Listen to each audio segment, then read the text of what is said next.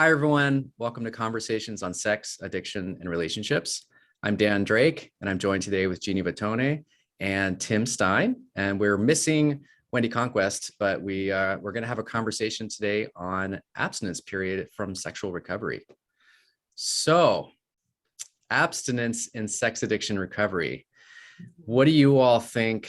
First of all, I guess I'm curious, how do you define abstinence and why are we talking about this today? Oh, how do we define abstinence? How do we like define? Dan, what a question. Well, first, let's start with why we do it before we Okay. define it. When we're working with somebody who's a sex addict, oftentimes we're very clear that the work we're actually doing with this individual is neurological. We use behavioral interventions, we use community support, we use tools and techniques, we use 12-step programs and communities to do all of this stuff, but really what we're aiming to do is rewire their brain so that their brain shifts from working like a addict wired brain to a recovery wired brain. And one significant tool that we can use to help that neurological rewiring process is to put an abstinence period in place, which allows the brain to do a bit of a reset, not a complete reset, but about as close as we can get to a reset so that they can have an easier time moving forward with sobriety around their sexual behaviors. And I feel like I was going to say something there and then it just fell out of my head. So I'm help moving forward with sobriety from sexual behaviors. So that's why we do it. Would you guys have any other thoughts? I mean, are there other reasons that you guys put people through this? Yes. Yeah, for sure. The neurological piece of helping those neurological pathways break down a little bit. But the other exciting piece for me as a clinician is seeing what else they can create in the relationship when the sexuality and the sexual piece is just put to the side for a while.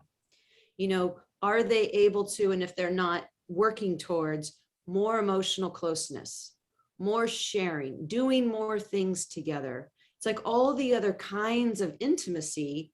Can they work on that and increasing that in their relationship so their sense of connectedness is stronger, that when they reintroduce sexuality into the relationship, maybe there's a bit more safety, emotional safety, as well as risk-taking to be sexual.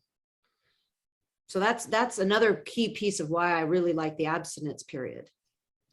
Yeah, and I think even to back it up a second, when I got into this work or started studying addictions work, it's, if you think of like chemical addictions, I know we talked about this in a previous conversation, but it's not like it's simple. Of course, recovery is difficult, but right, like my goal is to stop if I have a problematic relationship with alcohol or cocaine or oxy or something. I'm going to stop that. I'm not going to take that, ingest that chemical anymore. I'm going to stop it. I'm going to be completely abstinent. But with sex addiction recovery, our goal isn't just stopping behaviors necessarily, because we still have could be having healthy sexuality in our relationship. It's to change our relationship with our sexuality. So to me, when I think of why I'm doing an abstinence period, I usually use being in Los Angeles, I usually use this understanding that people understand. So if I'm, people here go on cleanses and detoxes and stuff all the time. I don't know if other parts of the country, they do the same, but it's not uncommon if I'm, let's say I've gone too far with whatever, alcohol or sweets or something. And so I want to like reset my system. Usually to do that, I'll go to some sort of juice cleanse or whatever. There's all these different kinds of detoxes and cleanse. So I'll like limit what I'm ingesting, what food I'm ingesting, as a way of kind of resetting, rebalancing my system. And then I can bring things back in a new way. So I kind of see it like that, where the abstinence period would be this time frame where I can, like you said, Jeannie, like start other activities. I can stop sex and sexuality as my primary way of coping, and then I can bring in other things Like, what does non-sexual touch look like in my relationship? Other areas of intimacy, how do I build in emotional connection with my partner, or spiritual intimacy, or other things? And I'm building other options for new ways of connecting with myself and others. So that's my main reason. And I know that when we've broached the topic with our clients at times, some clients are very scared of it. Some clients are very much looking forward to it, but, depending also if their partner an addict. I definitely find partners sometimes have that sounds great, but then there's also the partner sometimes who hasn't had sexuality in their relationship. And the idea that the addict is going to be in an abstinent period, the partner feels like, wait a second, now we're impacting my sexuality, and we didn't have that, and now we're bringing it back in. And what do you mean you're going to take it away for a while? So I guess I want to say that let's also consider the partner's experience when the addict goes through the abstinence period. There's the partners that are on the other side of that too. I mean, it's not uncommon to have the partner that feels like, oh, thank God, this is going to be fine. Then there are the partners that are like, I haven't had this and I want it, and now you're taking it away. But there's also the partners that have experienced in their relationship, one of the few ways that they've actually felt connected is through sex with the addict. And now we're putting the addict in a period of abstinence, and the partner has a real hard time with that because it feels to them like their connection is being taken away as well. And we often see that kind of dynamic more on the addict side, but I have found that it shows up on the partner side as well. Or I've seen too, on the partner side, this threat kind of response, this fear or anxiety that if we take away, there's feeling something contained. If we're having sex, or we have our sexual relationship intact, then maybe then maybe the addict won't stray outside the relationship. So there's this kind of threat, like, well, if I take that away, then the addict's going to go somewhere. He's going to need to get his needs met somewhere. So I think this extra thinking I've seen from partners sometimes, this anxiety around an abstinence period. So I think, taking the partner's needs into consideration around that, or at least educating them on the addiction in general and the purpose of it. And like, it's not just stopping. Because if you think, like, definition, abstinence is removing or abstaining from behaviors. So that's the clearest, obvious understanding. The goal isn't just stopping. It's what are we adding? What are we building? What new things are we allowing as a result of abstinence? How do you guys handle it when, I'm just curious in this round discussion, like, I'm thinking of one particular fellow, he was like, I'm not doing that. Like, can't imagine a day without some sort of sexual contact. Newer in recovery and all those things. But that fear response within the addict, what do you guys talk to them about? How do you talk them off that ledge? I mean, there's the behaviors, and like, I guess I go a roundabout way at first, because that gives me a clue into someone's relationship with their sexuality. If they have this huge, fear, anxiety response, I'm going to dive more into that. Like, what's that about? Where'd that come from? What's the fear that's going to happen? I just dive into that, exploring it. Because I don't know for you guys, but for many clients that have sexual addiction problems, many of them, or at least some of them, think they're going to die if they don't have sex. Like, it's their lifeline to survival. It was developed as a coping strategy. It was so, like, they think they're going to die. So, I mean, it might sound obvious, but I haven't yet met anyone who's died from abstinence. I don't know if you guys have, but not yet. Nobody I've met has died if they haven't had sex or any kind of masturbation or sexuality. So I think I like to look at what kind of, is that a survival, like, plea for survival response, or just exploring it more? I don't know what you'd say, Tim. Abstinence contracts are not something that I say, either you do this or I won't work with you. It doesn't rise to that level for me. So I usually just explore what's going on, what their reaction is. Sometimes I'll say, well, we're going to have this conversation down the road. We're not going to do it right now. So we'll have that conversation when we get there. And often further into recovery, they're able to see it differently. I also will talk about, and this is a comparison or a metaphor that I get from Pat Carnes, which I really appreciate. I will talk about the difference between deprivation and what the term out there, which is asceticism, and deprivation, which many people view abstinence contracts as, is I'm depriving myself of something that is essential, that I need, and that it is an awful, torturous experience of time that you're putting me through. And I will talk about asceticism, which is, hey, I'm going without for a higher purpose. And so what's the higher purpose? Why are we doing this in the first place? You know, because it's not, you know, some sadistic therapist that's thinking, oh, what can I put this client through? And whoa, this is what I'm gonna. That's not where we're coming from. It's, hey, there's a larger purpose here. Mhm. Here's the reason behind this. And so let's talk about this so that if you're willing to do this, it's not something you experience purely as a deprivation, that you experience it as, oh, I'm going without this, and here's the higher purpose. Here's the reason that I'm going without this, that this is going to give me.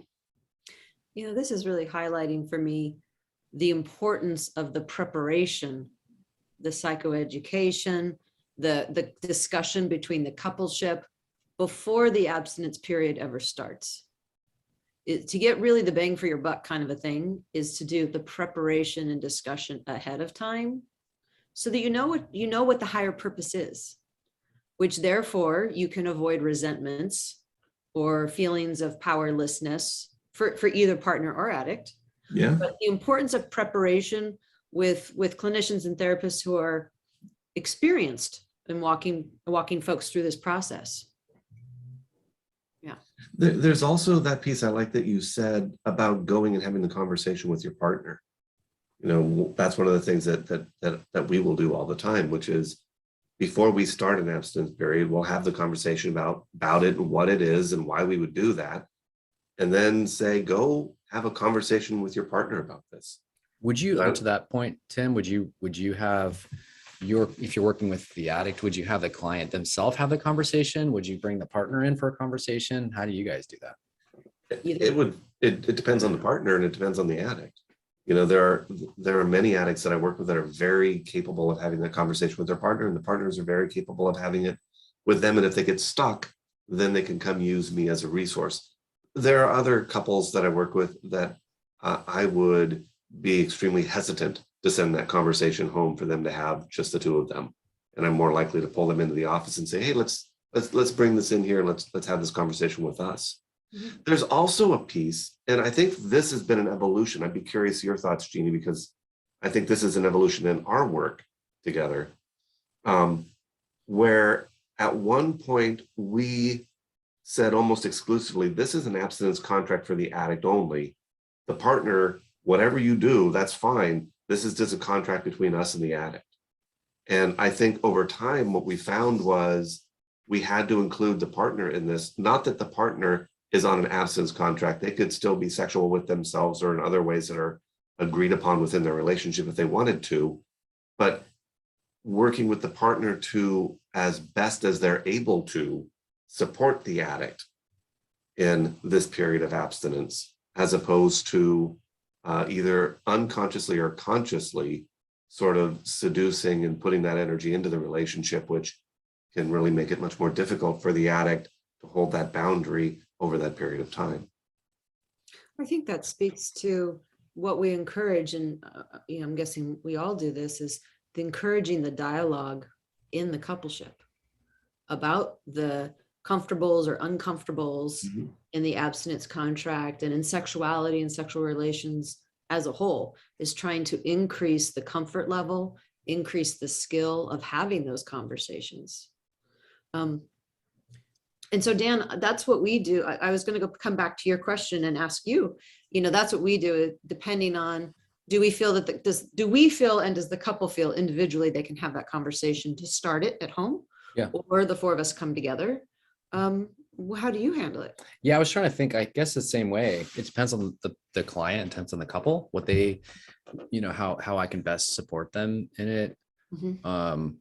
Yes, like I guess I would do the same thing. Some people are more than able to have the conversation, but I think if I haven't met, let's say I'm working with someone that has an addiction, if I haven't met the partner yet, a lot of times, if I've never met that person, and usually we would do abstinence periods or contracts earlier on in the process, I might want to bring them in so that they at least maybe they can get to know me and what I'm thinking. So that may be a good opportunity for me to meet with them and help them understand me and my approach and why I might be recommending this, as well as providing the like education that I'm not sure maybe the addict can or can't do. So it might be a good opportunity. But yeah, I don't. It's not like I have a one hard and fast way to do it, but depending on the situation.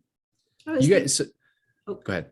I was thinking about, that's what we do, but I think if I had my druthers and I had my preferences of magical abilities, I think I'd actually bring them always in and do a golf foursome, both therapists and both clients, because I think there's something so Did you important say about, golf foursome? I calls it a foursome, I but thought you said golf foursome. I do. Because I some don't know, people what does hear that mean? foursome and then they think, wait, threesome? Oh, What are I we see talking what about? okay, sorry. Golf, foursome. Got it. Two addicts, two clients. I get two it. therapists. But I think everybody that might be good to say. But to hear everything at the same time, and it hasn't gone through any filtration process, I think there's power, and also meeting the other therapist. Mm. Seeing who my husband or who my wife is meeting with, girlfriend, boyfriend, whatever, to see them and to establish trust for the other clinician. But I think there's power in education in the moment, hearing the experiences. Everybody hears the same thing at the same time. And I think that's good for the couples when they go home, as well as the other therapists heard what the partner or the addict said. And so that can come into the room at a later time. And we're all on the same page with expectations and what Yeah. this is and the Yeah, purpose and all so that. I'm actually like, you know what? Well, next time we do that, I want to really ask that we do a foursome for these reasons. Yeah. But there's also the piece about setting not just the expectations of what it's going to be, but the expectations of what are you likely to go through. Because I know that That's with good the addicts, we have a whole spiel we go through about, look, you're basically going through a detox from your sexual addictive behaviors. And it's not uncommon that you're going to have really vivid dreams, that you're going to have memories that are going to come up. You might be more irritable. You might sort of feel more reactive and traumatized. Make sure you're bringing any of that stuff into therapy, talking with your sponsor about it, being so sort of setting the table for them about not just you're doing this period of abstinence, but of what it might bring up for the addict, what it might bring up for the partner, but so that they're both sort of prepared for what that might look like and have ideas and tools and resources to manage that. Yeah, that's a good idea. True. So true. And I think too, the helping, again, going back to why we do this, that typically by the time someone comes in a room, if they're an addict, they've kind of boiled most things down to, I get my needs met through sexuality. So I'm happy, I'm sad, this is what I'm going to turn to. Intimacy is sex. And we have to retrain. That's one component of intimacy, but intimacy is so much more than sex. I think that's what we have to, like, it's been overinflated. So we have to get it back more right-sized. And sometimes we can't we got to swing the pendulum a little bit more this way so that we can add more things in. I found you can't just add these other things in when I have this huge thing that I'm going my go-to resource all the time, because addicts may start acting out within their relationship, possibly using their partner for their emotional regulation and stuff. And, maybe they're not acting out outside, but that's not the partner's job to do that work for them. And I think it also has a piece about the intimacy, like Jeannie was saying earlier. When you take, sexual behaviors off the table, then it forces the addict to start to recognize, well, how do they feel connected to their partner in ways that aren't sexual? Can they feel connected to their partner by holding hands, by giving them a hug, by sitting close to them, by having a conversation, by sharing about their day, sharing what emotional experiences they've had, by doing a shared activity or cooking dinner together? Can they start to feel that connection in ways that don't directly involve sex? And for many addicts, that's eye-opening. It's a new thing. Freak. I was thinking of a consultation I was just in earlier, and the addict, the one with compulsive behavior, was saying, I can't during this abstinence period hold hands, snuggle up. I can't do any of that. And the partner was really having this experience of abandonment. What do you mean? There's no touching? What's going on? And so what I was encouraging that clinician is talk to that addict. And I'm really saying this to the public here because everyone needs to understand what their sexual energy is and what arouses them. And if he's doing an abstinence awareness, I'm going to also call this, he's figuring out where does he become aroused. And maybe he becomes aroused when he puts his arm around your shoulder, around your waist. Like, where is that for him? And we're using a lot of hims and hers. Let's acknowledge that. So it's not that it's an abandonment, although it can feel like that for the partner. It's really an exploration of sexual energy. And when you take sex off the table, I think both people can examine that in a bit more objective way, especially when they've had preparation and education. And in my view, as a couples therapist hat, it's furthering the opportunity to have the dialogue. Like, we know we're not going to be having sex. However, I'm feeling aroused with this and that. I need to back up. This is what's happening. Let me share that with you. I mean, there's a lot of rich work right there. So that's the question we started with. And let's stick here for a little bit. What is abstinence?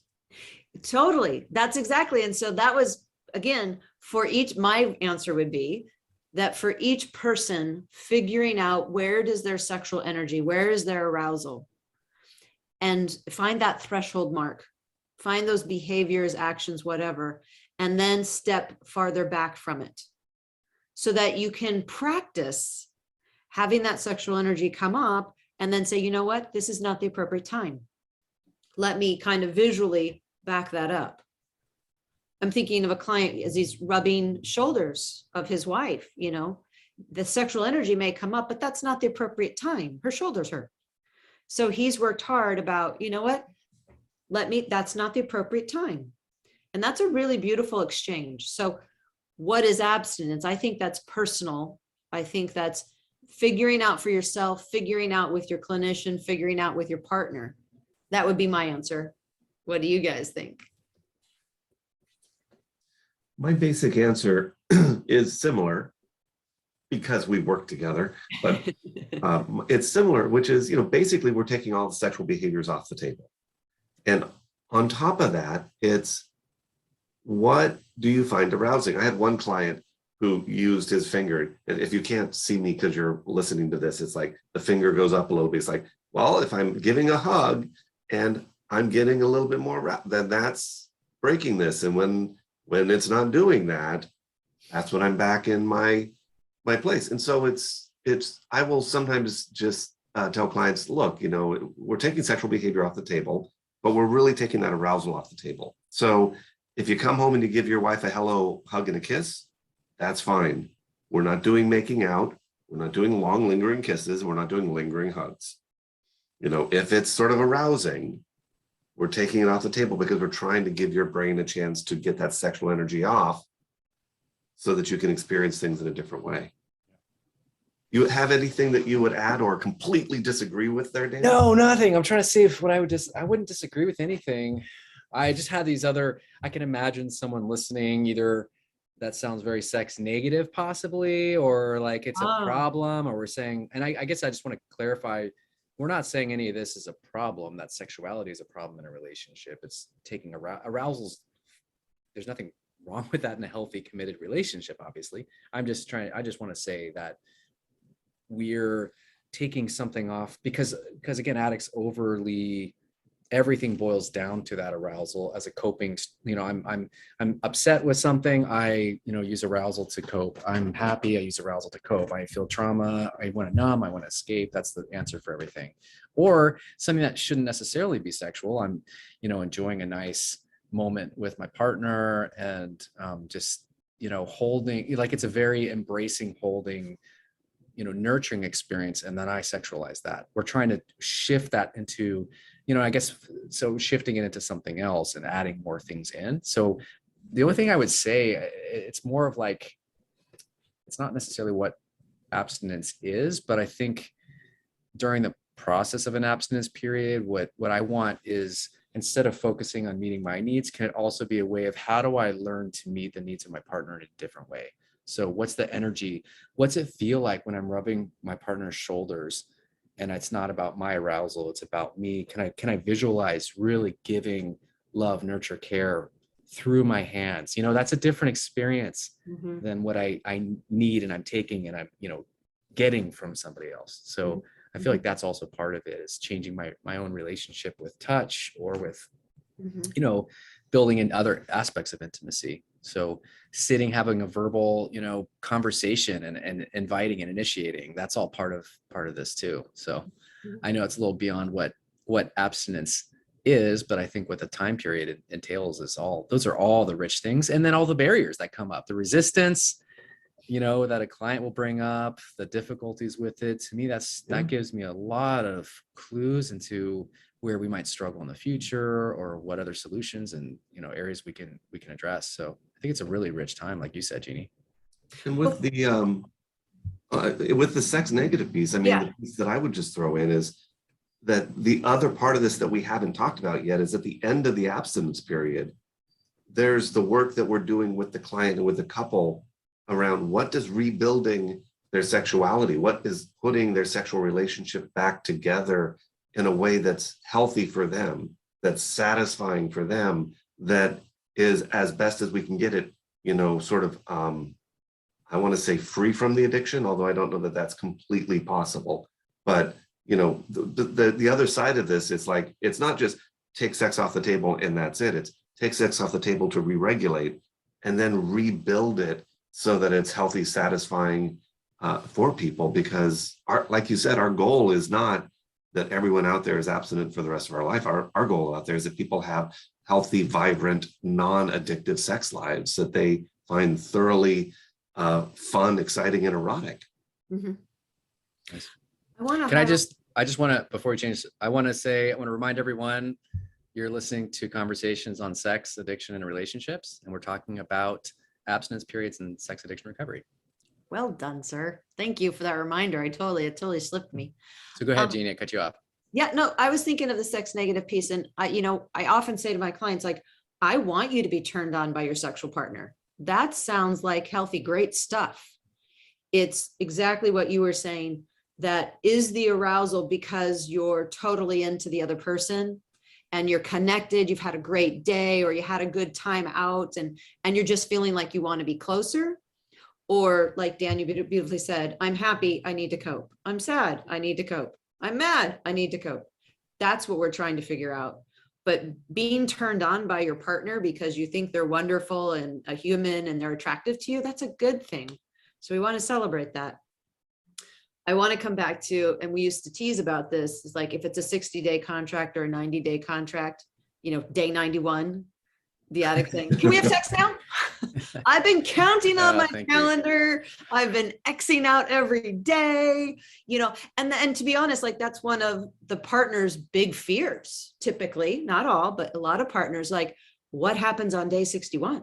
He's just like circling, chomping at the bit, waiting to get, I've had addicts that could tell me, on this date at this time, my abstinence contract is over. Right. Yes. So let us highlight for everyone listening, it does not mean the day after the abstinence contract or period is done. It goes back to what Tim so beautifully said. That's the rebuilding. Then it's rebuilding. And again, we're having lots of conversations of, what do we want our sexual life to feel like, be like for each of us, and each of us feel valued in the experience. So if we're going to put people through we typically recommend a 90-day abstinence period. I don't know what you recommend, Dan. But if 6 we're going years. to put, No, I'm just kidding. What'd you we're gonna, say? Nothing. I'm just joking. No, that's pretty standard. Yeah. if we're going to put people through 90 days of abstinence, and we know, hey, here's why we recommend doing all this stuff. Does it actually work? Can you define work? Oh, good one. Oh, does it bring a significant benefit to the addict and or the relationship And or the partner. and or the partner? I'm voting yes. I know my vote. Because again,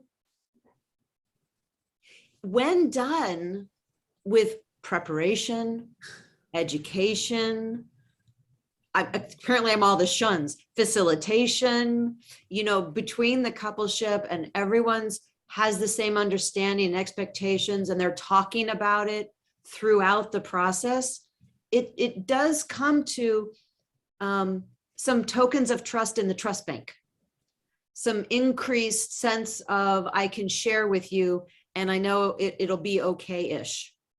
And that sometimes wasn't there previous. So I vote yes, it's helpful. I was just going to say content versus process. So sometimes it's not successful. It didn't work because they didn't keep the contract or something. So I guess I would say, yes, it does work. It does work. If work is, we can learn more, we can grow more, it gives more insight. It helps us move forward, either in the therapy process or as a couple. Like for example, I'm not advocating this for anyone listening, but more than once, everyone's agreed to the contract that we've put in place. And then lo and behold, the next time I meet with a couple, they've had sex in that time. Okay, is that a failure? And they may feel bad. And sometimes they'll do, and I call it they do this Bonnie and Clyde thing. They leave my office and kind of rally together against me as a therapist. And they're like, that's a stupid recommendation and blah, blah, blah. Maybe I can do a better job of, educating on the process and all that. But I still think, okay, that gives me, so what happened? I can walk through that with a couple. And was there some anxiety involved, and what's the relationship sex serves for them and right now or historically, and what would it look like? So, and I guess it just brings up more rich ability to process. It gets me to know them a little bit more, if they weren't able to keep the time as a couple. Okay, so then I can ask more questions about what happened and why, and what would it look like moving forward? So I think it works. Even if it doesn't work. I think it works also. I'll throw my voice in here. I think it works also. But I see it working from an intimacy perspective, like we were talking about earlier. We often talk about sex addiction as being an intimacy disorder. And sex addicts typically crave intimacy, but it also terrifies them. And often their addiction has been a way to find a false sense of intimacy that feels safe. And when we pull sexual behavior off the table, it gives the addict the opportunity to start to experience intimacy and connection and relationship and all the richness that comes from that, separate from sexual behavior. And it opens up that door for the addict and in their relationship, and for the partner to experience and participate in a relationship connection and intimacy in a way that isn't possible if you don't take that behavior off the table completely for a period of time. Yep. So you guys, I totally agree. You mentioned abstinence period. We talked about abstinence period. You guys mentioned contracts. So all right, what the heck are we talking about with contracts? What's an abstinence contract? I was thinking about that as well, Dan. I was like, for someone who's listening, they're like, wait, there's a contract? Where's the contract? Contract is an agreement of what's going to happen. What are we going to do? What are we not going to do for a period of time? So it's really an agreement. That's and in our contract, it's here's what you're going to do, here's what you're not going to do. And then we also include in there, hey, here are the things to be aware of. Here are the things to be careful about. Here's the things that I want you to be bringing to me in therapy, and I want you to be talking to your sponsor about, and I want you to let everybody in your recovery community that is a support to you know that you're going through this so that they can be a support to you. And I also make it very clear that it's a contract between me and the addict, that they're contracting with me to be abstinent. It's not a contract within the relationship, and it's not a contract with me and the partner. It's a contract between me and the addict, because the primary benefit of this, the person whose brain we're trying to reset with this is the addict. So it's their contract with me. Is that to not put the pressure on the partner? Yeah. So that it doesn't put that on them in case there's this extra, anyway, whenever. Yeah, no, I was going to say that because I hear you, Tim. You're like, it's a contract between your client or the addict client and the clinician.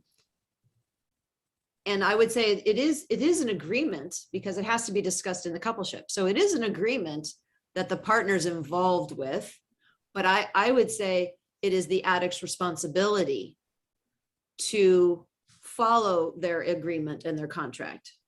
The partner gets to choose what she or he does or doesn't do, but the addict one who's making the contract, the responsibility is theirs. So if the other partner is interested in being sexual and says, I don't care about the contract, I'm interested in being sexual, it is the addict's responsibility to decide whether to be sexual or not. Because this person, the partners, the experience, they still have their autonomous choice. But the addict has made the contract. Mm-hmm. Okay. So responsibility is on that person to abide or not abide. I wanted to get back to something, Dan, you said. When you said that they come in, there's a abstinence period in place, they come in and they had sex. Is it a fail? And I'm with you. It's like, that's not a fail, because there's so much to be learned there. I find it's also kind of a great thing. That means the two of them were having some sort of conversation or some sort of, covert agreement to not hold the contract in place. And so sometimes that's a fun little giggle when they come in and, well, we had sex. And I was like, all right, well, that's the two of you aligning. So I'm with you. It's like, it's never a fail, because there's always something to learn. But sometimes it's because the two of them came together. Mm-hmm. Yeah. That's kind of cool. If they take a detour like that and they come in and they've had sex, that's a good way to put it. Detour, get back on the road. do you recommend that they restart the abstinence period, or do you leave the original end date of the abstinence period as your recommendation? I know my answer. What are you going to say, Dan? For me, I think it depends on where it is in the contract. So, or the period. If it's like the week one and this happened, I'll probably reset. If we're talking like 89 days or something, I don't think I'm as hard and fast where it's like, okay, we got to start from zero again. But it is telling that's going to, if you waited 89 days of a 90-day period and then you had, like, what's that about? That's worth looking at. And maybe there's something about, maybe it is worth considering extending. Is it a full 90 days we extend after that? I don't know, but certainly what happened there. So I don't know. What do you guys say? Mm-hmm. I'm for the complete exploration. How did that experience come to be? And what works for the two of you? I want to hear from the partner and the addict. What works? What would you like to do and why? And where does that come from? And how does that work for your coupleship? Because some folks will say, I think there's more for us to learn, and so I'd like to extend. And other people are like, you know what? I think we've been working really well, and we're feeling close. So I think I'm more apt to reset if it happens in the front side in the beginning, but sort of as it gets farther in, I want to see what they think, what they're learning and not learning, and how did it come to be. So I'll explore. Tim? There's always... He's like, reset. I tend to lean that way. I mean, there's always conversation and stuff, but I tend to lean that way because I view the work I'm doing with the addict as neurological reprogramming. And the abstinence period at its core from the addict side is a period of time where the addictive behavior is taken away so that the brain can neurologically reset.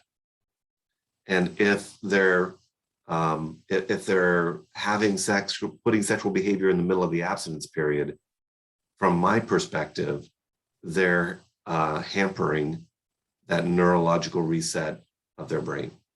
And I want them to get the full benefit of that neurological reset. I don't want them to just get a partial boost from that. Obviously, there's going to be conversations, and I sometimes like to sound like a hard ass, and then then it's easier for me to sort of like soften as we go. But my tendency is, let's try to get the full 90 days in there, because neurologically it's going to be a benefit. Okay, so I have two questions, and I know we need to wrap up in a minute, but this made me think of a couple situations. What you just said, Tim, was important. Can I log those for 2 seconds, just for the contract? Going back to the contract, do you guys have a template you use? Is it all individualized, or do you have a template that you use? We have a template that we use. The specific behaviors that will be abstained from there's some general things that we recommend. You're not going to masturbate. You're not going to have sex with your partner. And then other things that might be included in there. We also include other potentially addictive things. So if somebody has potential abuse or addiction to alcohol or drugs, we list those. So we'll put other things in there. So it's a template with some flexibility in there. Cool. I figured, and I just want to emphasize, it's important to write this up and have everyone sign it, because what makes sense in this moment, our memories change over time. 1 month from now may not remember the same as I did. So anyway, my 2 cents would be, I love that, having a template, at least, or individualizing it, having this written up. So if don't just count on your memory. So I had to say those. So last couple things. To your point, Tim, I completely agree around the neurological reset going on. Yes. What if in these situations, so we talked about where there's been deprivation in the relationship, whether due to sexual or intimacy anorexia, or if the partner just says, I'm not on board with an abstinence period. It doesn't feel safe or good for me. I don't want that. Even if you feel like this would be really helpful for your client, now what? So partner's not on board. Mm-hmm. Now what? Mm-hmm. For me, we're going to honor what's right for that couple's right now. If that partner says, this is not what I want, I am not on board, and this triggers me in all sorts of ways, and that's not what I want, it's like, I would need to honor that. So I can have my recommendations, and then I completely value what my clients want for their lives. And let me throw in there that with the addict side of that, I will approach it, because this is how I always approach things. And I will tell the addict, look, it's not appropriate for your partner to determine what your program is. The opposite side of that coin is, it's not appropriate for you to ignore your partner's experience in making the decisions about your program. So I will say, this abstinence contract is really, I want you to have the conversation with your partner, but ultimately this is the part of your program, and you get to decide if you're going to do this. If your partner is very adamant that she doesn't want this to happen, take that into consideration and weigh it as you're figuring out what you're going to do. Okay, I know we're wrapping up, but here's this one other piece. How many times have we said, and so let's address this, where our clients rather have said, we didn't have sex for the 6 months following discovery. Wasn't that my abstinence period? Great question.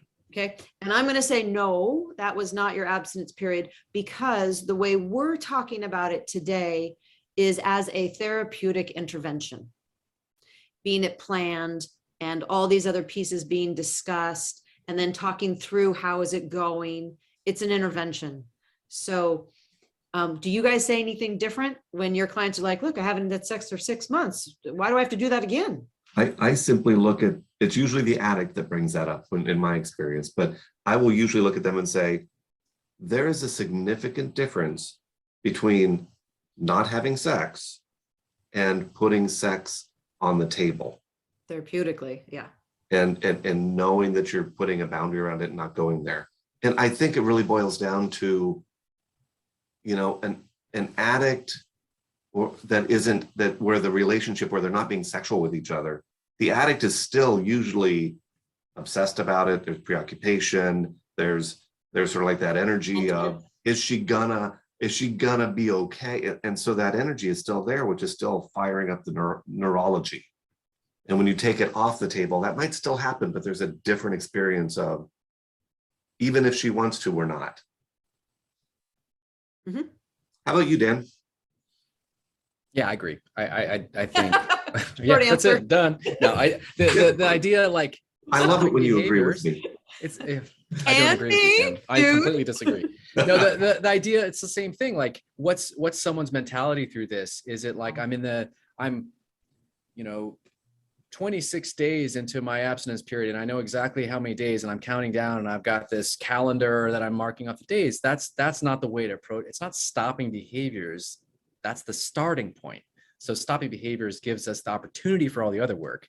The 90 days to me isn't like, that's the opportunity for all the other work that we're going to be doing with the client, or however long they need. Like, it could be 30 days if 90 days too much, or 6 months. That feels a little long, but whatever the particular couple needs for their own, in their own situation. So yeah, that's what I'd say. Any All right. Any last thoughts before we wrap up? I'm so glad we hit this topic, guys. I'm so I think glad. I just want to, I want to reiterate, Oh, that I boy. think that this is important, that while we're talking about an abstinence period, and an abstinence period is very common when you're working with a sex addiction therapist on your addiction, that I want to reiterate that just because we're talking about an abstinence period does not in any way mean that we're sex negative and we want you to be abstinent moving forward. I mean, this is a tool that we use to help the addict reset their brain so that they can step into a vibrant, healthy, wonderful sex life moving forward. And it is an intervention for the coupleship Yeah. to develop those other kinds of intimacy and to create that communication and further the safety in that communication. Yeah. Yeah. Well, thank you too for having this conversation with me. And thank you all for joining us on the conversation on sex addiction relationships, talking about abstinence and recovery from sex addiction. And if you enjoy this conversation, please feel free to like us and subscribe to our channel on YouTube, or find us on Stitcher or Podbean or wherever you find your podcasts. And we look forward to you joining us next time.